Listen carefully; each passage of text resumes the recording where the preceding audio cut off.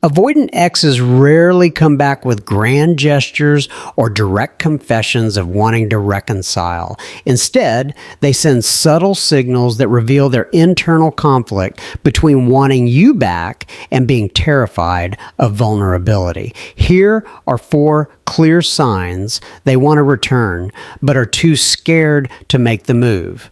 Sign 1, the digital stalking pattern. They're watching your every move online, but not engaging directly. They view your stories within minutes of posting, like old photos from months ago, or watch your content obsessively without commenting. This isn't coincidence. It's their way of staying connected while avoiding the risk of actual interaction. They might even accidentally like posts or accidentally view stories in ways that reveal they're checking your profile regularly. These accidents often happen late at night when their guard is down and they're scrolling through your content, missing what you had together. Sign 2, the third-party information gathering. They're asking mutual friends about you, but disguising it as casual interest. How are you doing? Or, I heard you got a new job. These aren't random comments. They're fishing for information about your life, your emotional state, and most importantly, whether you're dating someone new. They might bring you up in conversations that don't require it or show unusual interest in events or places where you might be present. They're trying to gather intelligence about your life without having to directly ask you for it. Sign 3, the breadcrumb contact. They send random, seemingly meaningless messages, a meme they thought you'd find funny, a photo of something that reminded them of you, or casual texts like, hope you're doing well.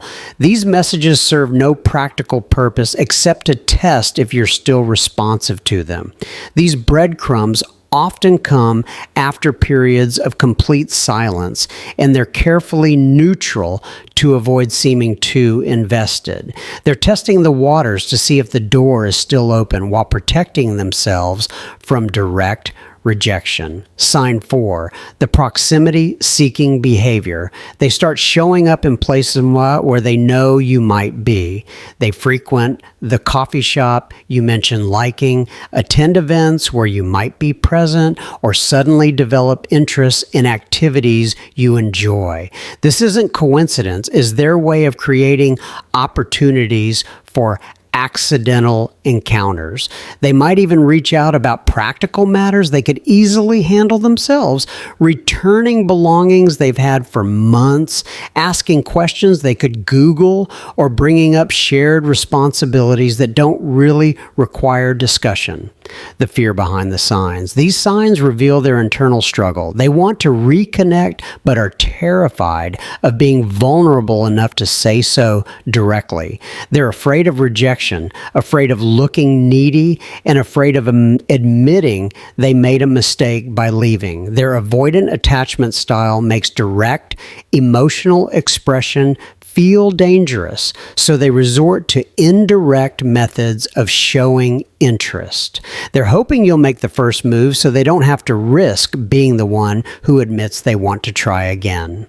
What this means for you, recognizing these signs doesn't mean you should immediately welcome them back or start pursuing them. It means you can understand that their seeming indifference might actually be masked longing. However, wanting to come back and being ready to do the work required for a healthy relationship are 2 very different things. If you notice these signs, the ball is still in their court to be brave enough to have an honest conversation about what they want and what they're willing to change.